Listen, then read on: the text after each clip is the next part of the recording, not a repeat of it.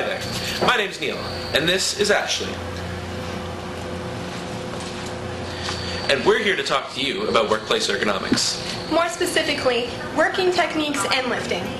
Not properly following these guidelines could result in physical injury. Is it really worth it to book an appointment with your doctor when the injury could have been prevented in the first place? That's what we're here for, to show you the correct way for performing these tasks. You see, workplace injuries are like a fever, and the only prescription is prevention. Ooh. Following these guidelines will help ensure your health and safety. Meet Yvonne. He's a novice when it comes to proper working techniques, so we're going to follow him around and see what he needs improvement in. Are you ready?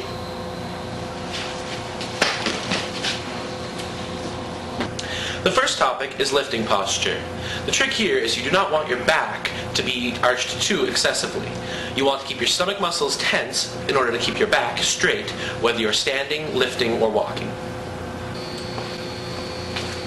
Lifting grip. Now when you're lifting heavy objects, you want to be sure that you have solid contact with the object, so keep a firm grip on it. As we can see here, he didn't have a firm grip. Now here's the proper technique. Notice how her hands are firmly gripped on the handle. It's all about your grip. Lifting above your shoulder height without taking the right precautions could cause excessive stress on the lower back, affecting the small joints of the spine. Sound painful? It is. You'll want to avoid doing this. No, Yvonne, wouldn't you rather use a ladder? Here's the proper way demonstrated here. And as you can see, you make sure that the ladder is firmly on the ground with no hazards around the area. And notice how there's no stress on the lower back? It's as simple as that. Now Neil, since you brought up green ladders, why don't we talk about the safety of them? Now, you do not want to do this. As you can see here, Yvonne doesn't have the ladder locked down, and the safety chain isn't in position.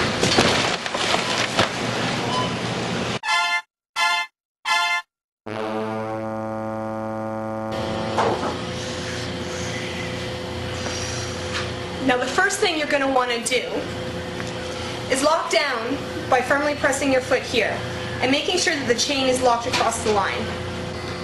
Ever want to know how to lift heavy bags? No? Well, you'll have to learn anyways. Plus, you'll never know when you'll have to pick up a heavy bag, especially if your ex-wife leaves one on your doorstep. Anyways, let's go check on how Yvonne's doing. We're going to ask him to lift this bag here. No, it's wrong! Doing this could be a surefire way to pull your back, or even worse, get a hemorrhoid. We want to avoid injury, remember. Now like we see here, first you raise the bag upright, rest one knee against the bag, slowly pull up the bag to your knee. Remember to keep your back straight, and finally, stand while keeping a firm grip. Hopefully heavier bags like these are stored at a convenient height where you don't have to reach overhead. It's all about health and safety. We are now joining you from the dairy department section of the store. We're going to talk to you now about lifting water jugs. What's that noise? Oh, it's just Bill, a hard-working employee of the store. How's it going?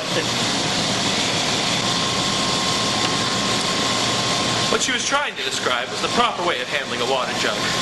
Now you'll have to get a firm grip of the handle, bend your knees, keep your back straight, and hold it against your chest while supporting the bottom with your other hand. Similar with long loads. Yvonne's almost got it here, but didn't watch his work area. Just go on one knee, slowly pick it up without arching your back, and walk with caution. Almost done there? Another technique that comes in handy is reducing the load on your back by weight transfer. Shifting your body weight from one leg to another when handling heavy stock helps avoid twisting your back and makes handling the load a lot easier. Step by step, you pull the object towards you. Transfer your weight to the leg near the object. Don't strain yourself, and shift your weight to your other leg while putting the object into position. It really grinds my gears. What, reality TV shows? No, repetitive lifting. When done improperly, of course.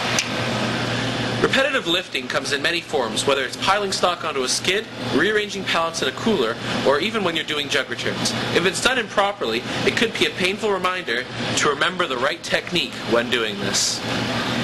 The first thing you should do before you work in an area for an extended period of time is to scope it out. Make sure there's no ice or oil or any other type of spill on the ground that could result in a fall. Back is straight and knees are bent for picking up stock at a lower level. And be sure to have a comfortable amount of space to move your body without having to twist or work from awkward positions. Wrong. Free space to move your feet is a must. You know what else is really important? One sec. Hey Noel, what's important? Teamwork? That's right, Noel. Teamwork. When participating with another coworker in a team lift, they should obviously both lift at the same time, or the weight distribution could be mismatched, causing an injury. The best way to do this? Use a pre-arranged signal. Thank you, Steve. Really nice relocation, huh? Yeah. A prearranged signal could be as easy as 1, 2, 3, literally. For example, when working with your coworker, just lift when you both count to 3, and try to walk in synchronization and drop the load down carefully. Remember to use these procedures discussed before for keeping your back straight, knees bent, and aware of your surroundings. For example, a skid should always be lifted by at least 2 people. What are you doing? Moving the skid. Wouldn't you rather use a manual jack? But I need to pile it onto a stack. Go get a jack from the back. Fine. The thing you should always know about manual pump jacks, you should either have steel toe shoes or those toe caps to prevent any injuries. Just ask your department manager for the location of the toe caps in your store. Once this is done, make sure your way is clear of anyone that might be in the way. Pump up the jack and carefully proceed. Make sure when you're pulling the jack that you use weight distribution by leaning slightly from the jack, and take small steps as you approach the area with caution. Why couldn't I use the power jack? You'll need a Z license for that. Talk to your store manager for more information. What about Paula Abdul? No, just your store manager. Yeah, but she's hot. Since we're at the front of the store, now would be a good time to go over our final topic, shoveling. Now there will be times when there's heavy snowfall and the path to the front of the store needs to be cleared. Now let's see how Yvonne does with shoveling. As we can see here, wait, no, that's wrong. Oh, wow.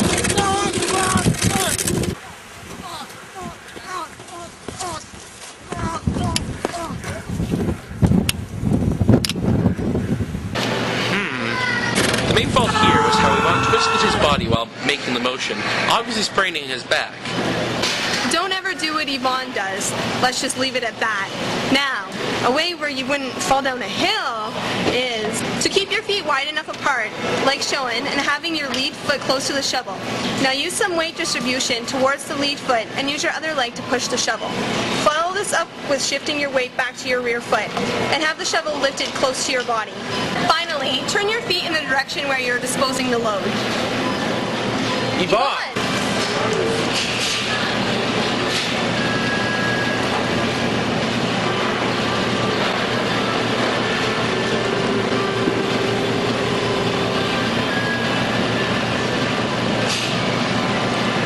How does it feel knowing about all the proper work techniques and lifting techniques?